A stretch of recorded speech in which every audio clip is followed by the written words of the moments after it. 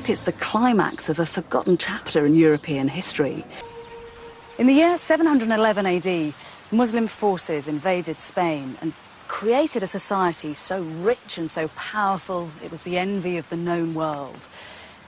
This wasn't the rigid, ferocious Islam of our imaginations, but a progressive, sensuous, intellectually curious culture that for a number of spine-tingling years looked set to sweep through the whole of Europe.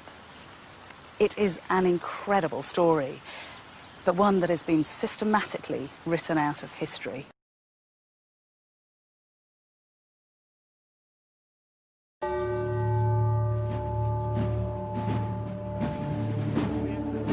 After the Catholic monarchs took over the city of Granada, they began to destroy all evidence that the Muslims had ever been in Spain. These people have become known as the Moors.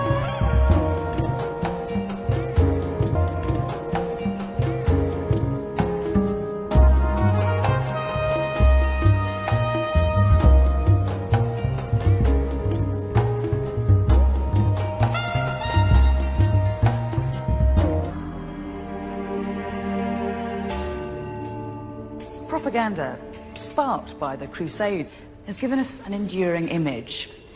The diabolical Moor, a dark-skinned, savage, alien enemy. Now, archaeologists and historians are starting to piece together the real story of the Moors in Spain. They're uncovering the remains of hidden cities. Not a single account of life here survives. All its archives were incinerated in the fires of the Inquisition. But the Catholics couldn't bring themselves to destroy this place. The Alhambra is one of the wonders of the medieval world. And by preserving it, they've kept a box of secrets that we can use to decode the civilization that built it. Inside the palace walls, the architecture is breathtaking.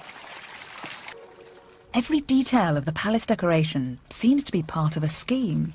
Row upon row of intricate geometric patterns are carved into the woodwork of the walls and windows. This is the throne room. It was the symbolic centre of the palace, and here the Sultan had a kind of psychological advantage over his subjects. Whereas he'd have stood here, an eerie silhouette, they'd have been blinded by the light that came streaming in through these brightly coloured stained glass windows. But this is far more than just a beautiful building.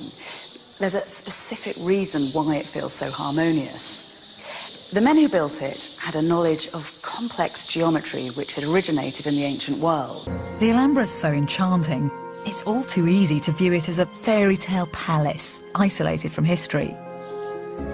But that is romantic nonsense. This palace was the product of a very real, very gritty history. The Alhambra was built by a religious empire which, at the pinnacle of its power, dominated land from China to Africa. An empire which had the wealth and intellect to build such masterpieces.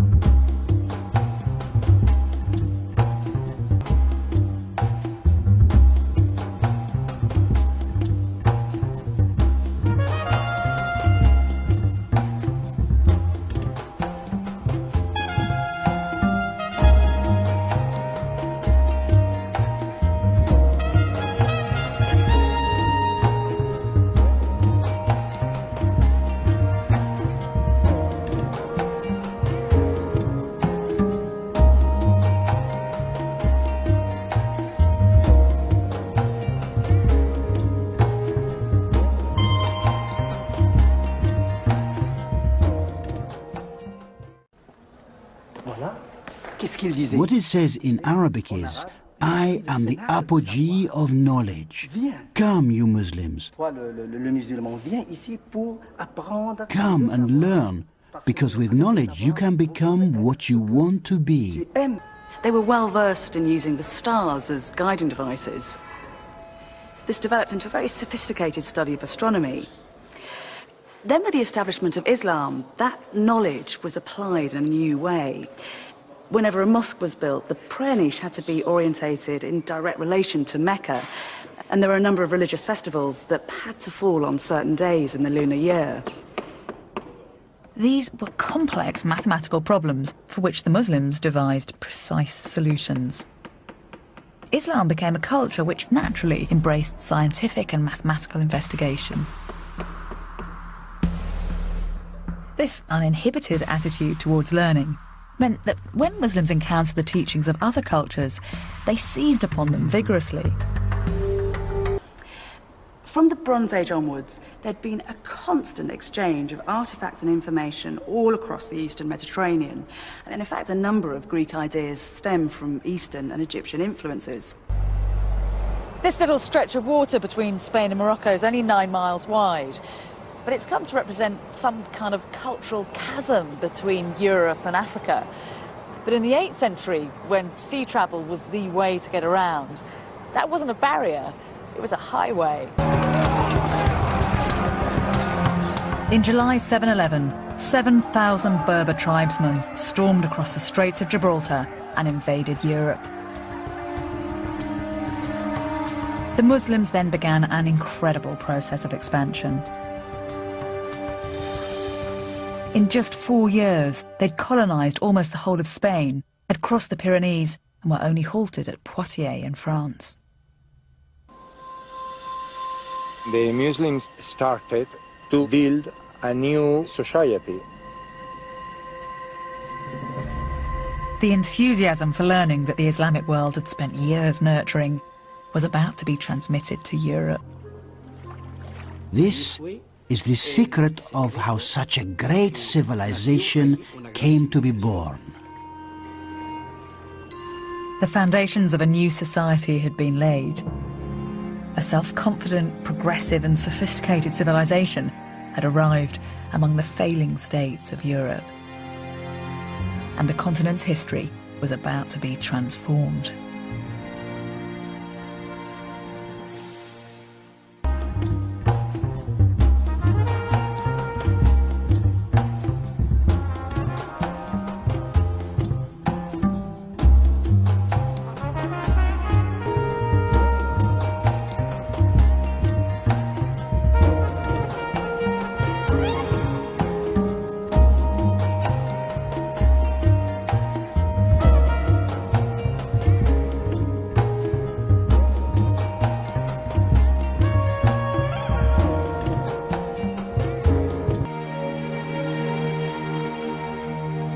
The Alhambra was the creation of the richest, most intellectually powerful civilization in the world. The roots of this cultural and religious explosion lie not in Spain, but in the deserts of... The Muslim invasion of Spain had been swift and effective, but it lacked a strong leadership. The first wave of invaders were North African tribesmen. His mother had been from North Africa, and Abd al-Rahman must have grown up hearing tales of Al-Andalus. And so he made a dangerous journey across the Nile and the deserts of Egypt, heading for those distant lands.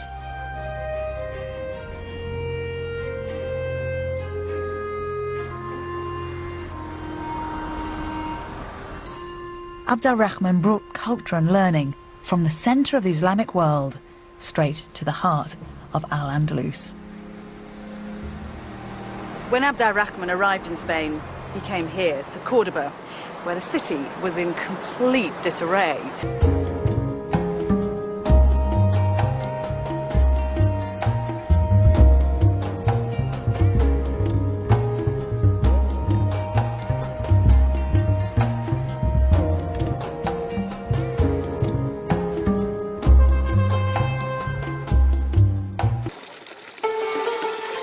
Abd al-Rahman brought cutting-edge technology for irrigation to Spain. Almost immediately, the landscape was transformed.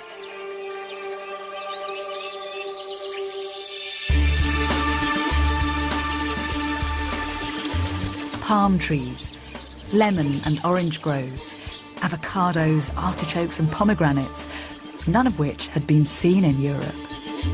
Because of Abd al-Rahman's sophisticated trade network, this new agriculture created huge wealth. And these riches were used to build one of the greatest cities in the world. While the inhabitants of London were still living in wooden houses, the people of Cordoba had built a cosmopolitan city with a population of over 100,000, the largest settlement in Europe. Reports from European visitors to Cordoba describe a city with 70 libraries and over 300 public baths.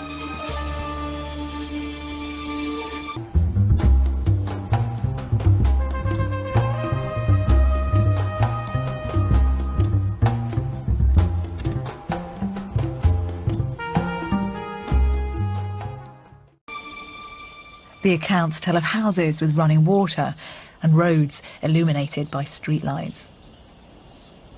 You often have to take medieval sources with a fairly substantial pinch of salt because chroniclers were extremely fond of exaggeration. But in fact, the new excavations here at Cordoba are actually revealing a city that was just as rich as the one that they described.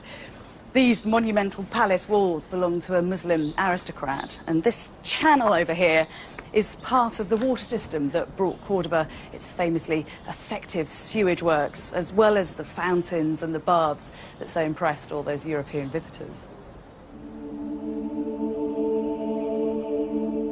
Cordoba was described by a 10th century German visitor as the ornament of the world. Abd al-Rahman built Cordoba on top of what had been one of the largest cities in Roman Spain, outshining all that went before. And his greatest achievement was this: the Great Mosque of Cordoba.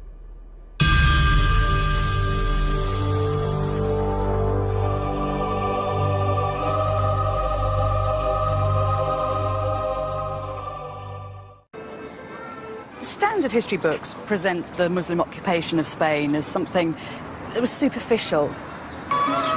New archaeological evidence is turning that idea on its head.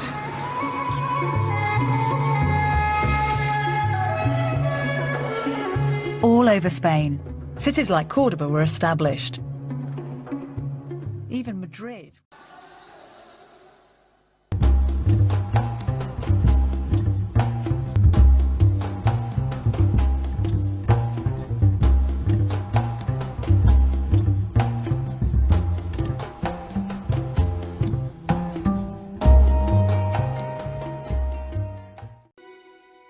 By aligning the needle to the grid using the measurements, the time can be read off the face of the astrolabe, just like a clock.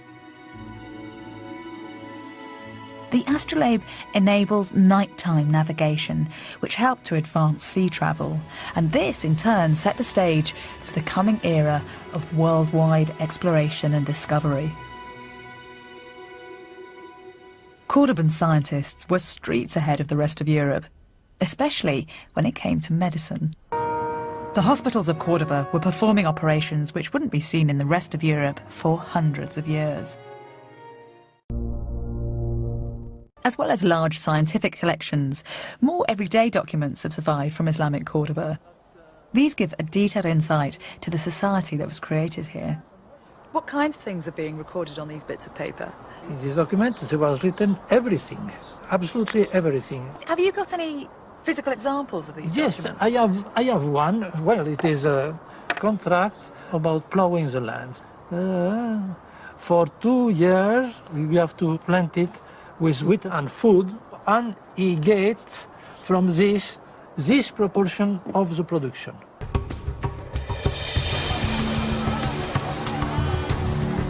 Every piece of evidence from Cordoba adds to the picture of a civilized and highly sophisticated city. It had medical centres, an organised legal system, and libraries full of academics and scientists working on ideas which were light years ahead of anything else in Europe.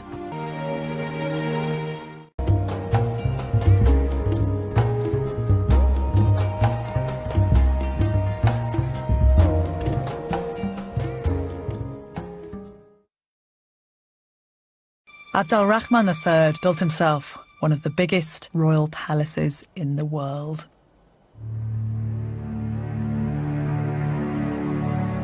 While the English kings of the same period were living in modest wooden halls, Abd al-Rahman III needed 10,000 workmen to construct this enormous palace complex, which was decorated with African white marble.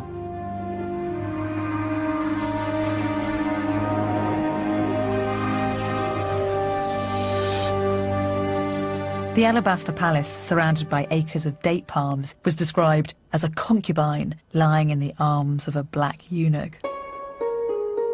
And Arabic translations of Greek geometry and those new Arabic numerals were passed on to craftsmen and architects. This was a critical stage in the growth of Western thought. We should no longer see the Renaissance as a rebirth, but the continuation of an intellectual movement which had been nourished centuries earlier. The Italian Renaissance is famous for reviving classical learning, but in fact what's happening here 400 years earlier seems to be just as vital. Do you think that Muslim scholars aren't given due credit for what they're doing in Islamic Spain at this time? It is not something that you would learn about in school, probably, or even at university. It was probably conscious process of neglect, and now we are still suffering from that. Extremely selective history writing. That's right.